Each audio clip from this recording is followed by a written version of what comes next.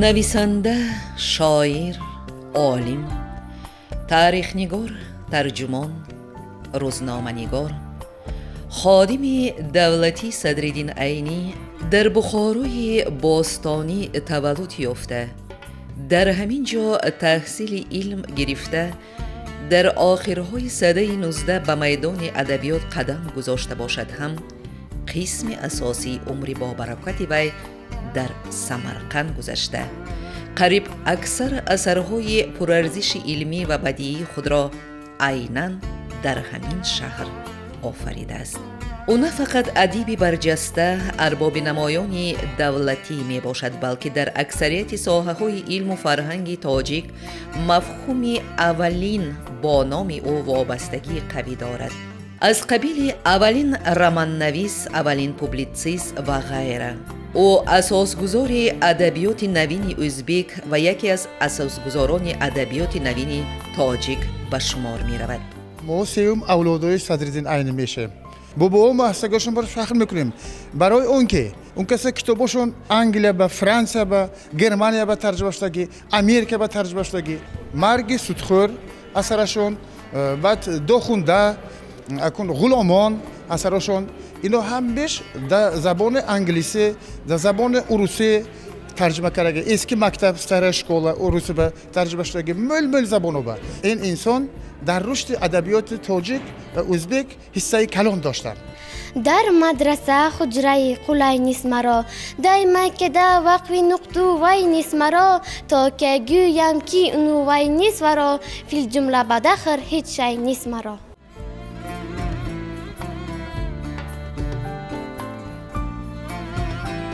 خانموزه درباره حیات، تاریخ همان دور گواهی می دهد. در اینجا فوتو آلبوم ها، صورت ها جایگیر هستند که همه آن گواهی همان دوره ها را تصدیق کرده می ایستند. اشتراکداران انجمن به خانموزه صدرالدین عینی تشریف آوردند، با موزه و خویشاوندان استاد آشنا گردیدند. استاد عینی در بابت تربیه یک زمره ادیبان نوین ازبک تاجیک سهمی ارزنده گذاشته است. خدمت‌های بی‌پایان او برای شیوه و عامه فهم گردیدن زبان ادبی ما البته بی همتا می باشد. اثرهای یادداشت‌های تاریخی او بهر آموختن روزگار، تاریخ و طرز زندگی نه فقط مردم ازبک زبان، تاجیک زبان، بلکه خلق‌های آسیای مرکزی همچون سرچشمه مهم خدمت می‌نماید.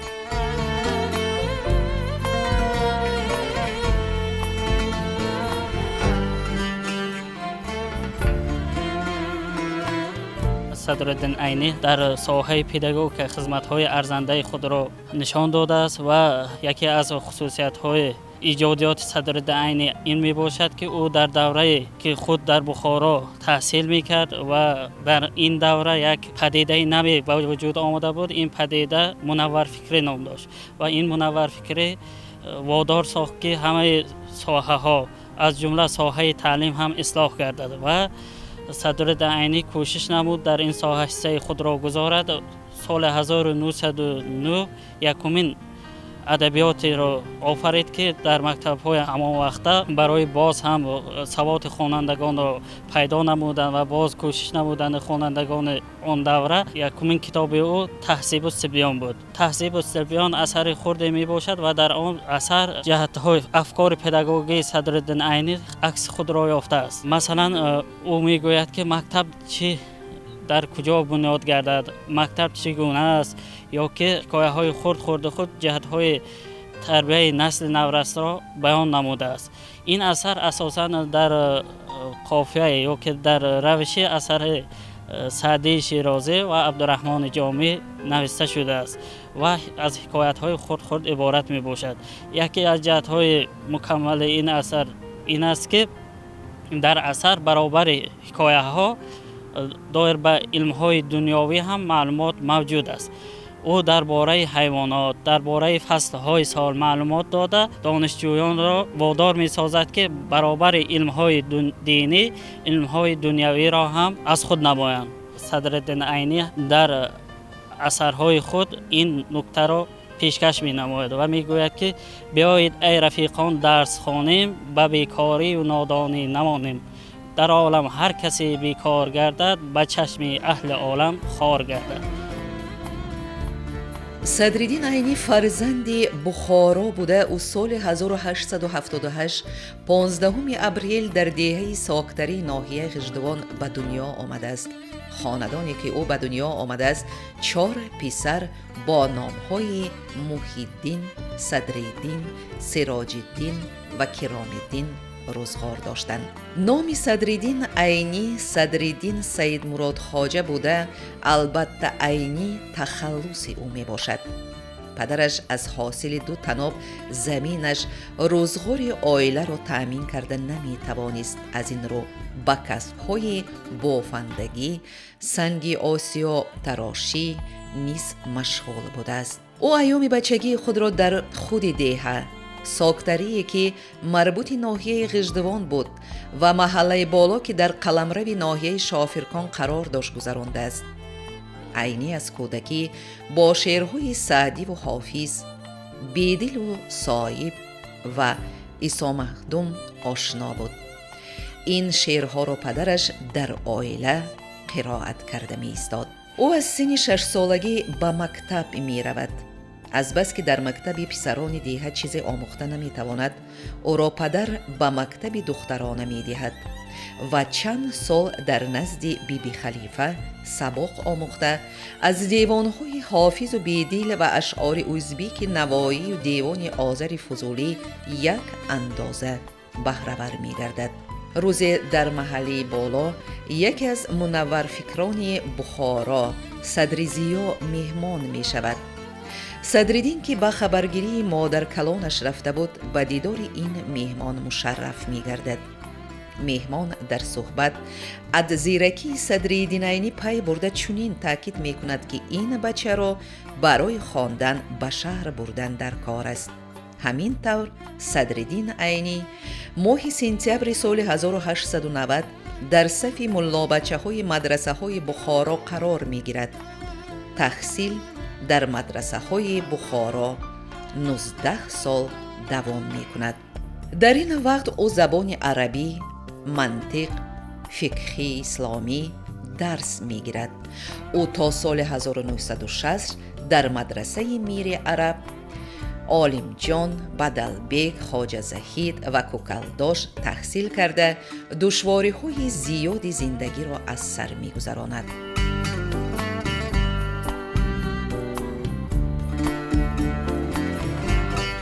آرزوی هوس علم و شعر استاد عینی را در سن 12 سالگی به بخارا آورد و استاد عینی در مدرسه های میر عرب، کوکلداش و دیگر مدرسه ها تحصیل گرفتند و ایجادیات خود را سر کردند. البته به هر یکی ما معلوم است که استاد عینی در دوام 16 سال تحصیل و بسیار دشواری ها روبرو گردیدند و از هیچ مهنت و زحمت دست نکشیدند. بعد از 16 سال تحصیل استاد باز 2 مکتب دیگر را ختم نمودند که این یک توش مکتب حیات است. البته در دوام تحصیل استاد عینی به فراشه، به پزندگی، به جامه شستن و دیگر کارها و دیگر مهنت‌ها مشغول گردیدند.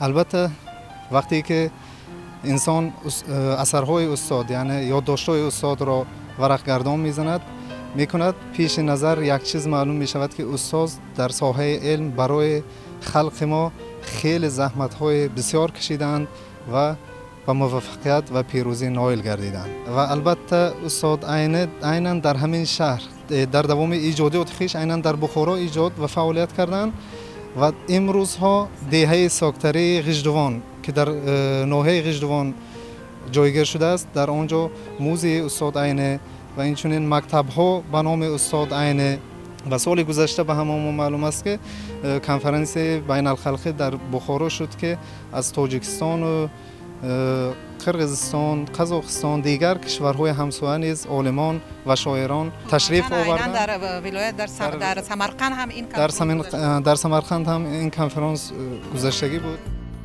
عینی روزگاری وزنین را دیده است و بیشتری وقتی خود را نه به درسخوانی و تکراری درسها بلکه به تأمین روزگار صرف می کند.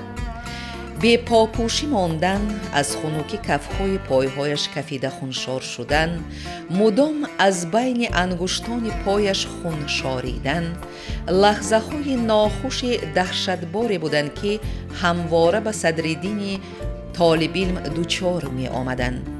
همه این حیات خود را او در اثر یادداشت‌های خود خیلی خوب تصویر کرده است که این اثر تاریخی دورهای حیات بخارا از آخر سالهای 80 عصر 19 تا اول عصر 20 می باشد. اثرهای شناخته او آدینه، داخونده، یادداشت‌ها، مرگ سودخور و غیره می باشد. فعالیت ادبی صدرالدین عینی اساساً در اول عصر 20 آغاز می‌یابد. او اولین اثر علمی خود که برای خردسالان ایجاد نموده است تهذیب الصبیان میباشد. در آن اساساً قاعده های زبان و متن های خرد که خود نویسنده ایجاد کرده بود جای گرفته شده است. اولین درس برای مکتب ها نیز نامیده ممکن است. اولین کتاب درسی که با زبان فارسی تاجیکی صدرالدین عینی ایجاد کرده است برای مکتب بچگان.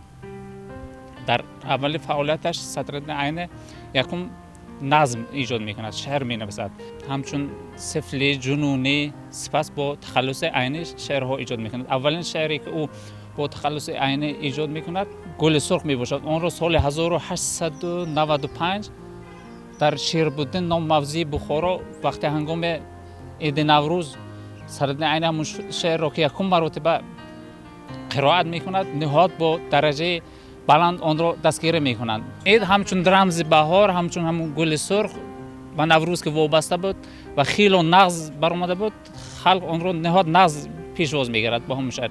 و بعد از اونی که عین این شعر در همونجا میخواند، وقتی که در مدرسه و یکم مثلا شب نشین یا در جای دیگر هم اگر جمع میشدن یکم درجه از عین میگفتند استاد از همون شعرهایی که ایجاد کردید کمتر قرائت کنید گفته میپرسیدند. و در سالهای 1920 آمده عینی از همون طلبات زمان آمده برآمده، همون طلبات زمان در ادبیات در آوردن چیزهای نو را فکر کرده، از نظم دست کشیده به نثر شروع میکند و یکمین پوست جلادان بخارا مینویسد. سپس پای در پای سالهای 1925 1927 پوست‌های آدینه، یتیم، مرگ سودخور، داخونده، یادداشت‌های خودش مینویسد که آنها هنگام مطالعه کردن، هنگام خواندن خواننده را نسبت به وطن دوستی هدایت مینماید. یادداشت‌های خود عینی که اساساً در اونجا قهرمان اساسی و خود استاد عینی میباشد. مثلا آن چیزی که از سر خود